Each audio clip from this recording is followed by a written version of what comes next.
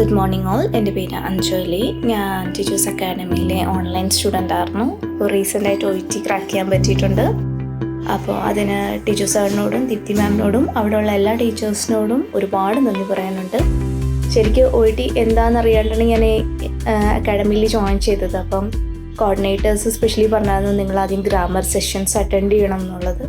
അങ്ങനെ 30 hours OET ഗ്രാമറും എല്ലാം attend ചെയ്തതിന് ശേഷം ഓരോരോ മെറ്റീരിയൽസ്, അതായത് ലിസ്ണിങ് ആദ്യം അറ്റൻഡ് ചെയ്തു, അതൊന്ന് ഓക്കെ ആയതിനു ശേഷം റീഡിങ്, പിന്നെ സ്പീക്കിങ്ങിനും റൈറ്റിങ്ങിനും ഇൻഡിവിജ്വൽ ട്യൂട്ടറിനും അതിന് ശേഷം അസൈൻ ചെയ്യുമായിരുന്നു. അപ്പം ലിസ്ണിങ്ങിൻ്റെയും റീഡിങ്ങിൻ്റെയും മെറ്റീരിയൽസിനെ കുറിച്ച് പറയുകയാണെങ്കിൽ ഒരുപാട് മെറ്റീരിയൽസ് ഉണ്ട്.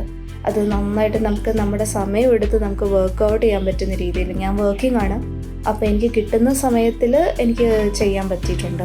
അതൊക്കെ ഭയങ്കര ഹെൽപ്ഫുള്ളായിരുന്നു. പിന്നെ ഇനി ജോയിൻ OET എഴുതാൻ ആഗ്രഹിക്കുന്ന എല്ലാ പിള്ളേരോടും എനിക്ക് പറയാനുള്ള, നിങ്ങളെ ടീച്ചേഴ്സ് അക്കാഡമി ചൂസ് ചെയ്യണം എന്നുള്ളത് തന്നെയാണ്. ഇവിടെ കിട്ടുന്ന ട്രെയിനിങ് അത് വളരെ നല്ല ട്രെയിനിങ് ആണ്. നിങ്ങളെ ഇൻഡിവിജ്വൽ ടീച്ചേഴ്സൊക്കെ അസൈൻ ചെയ്യുമ്പോഴത്തേക്ക് ഇൻഡിവിജ്വലായിട്ട് മനസ്സിലാക്കി അവർ കറക്ഷൻസൊക്കെ ഒരുപാട് ചെയ്തു തരും. പിന്നെ ഞാൻ കൂടുതലും പ്രാക്ടീസ് ചെയ്തത് ഓൺലൈൻ സെഷൻസ് ആയിരുന്നു.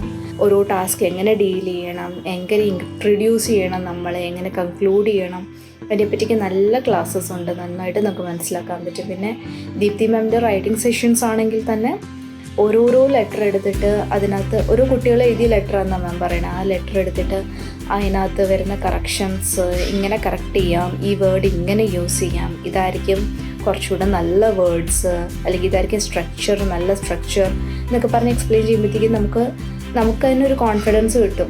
ശരി, ഇങ്ങനെ ലെറ്ററൊക്കെ എഴുതാം, അല്ലെങ്കിൽ ഈ ലെറ്ററിനകത്ത് ഏതൊക്കെ പോയിൻ്റാണ് നമ്മൾ ഇൻക്ലൂഡ് ചെയ്യേണ്ടത്, എന്തൊക്കെ വേണ്ട എക്സ്ക്ലൂഡ് ചെയ്യാൻ പറ്റും.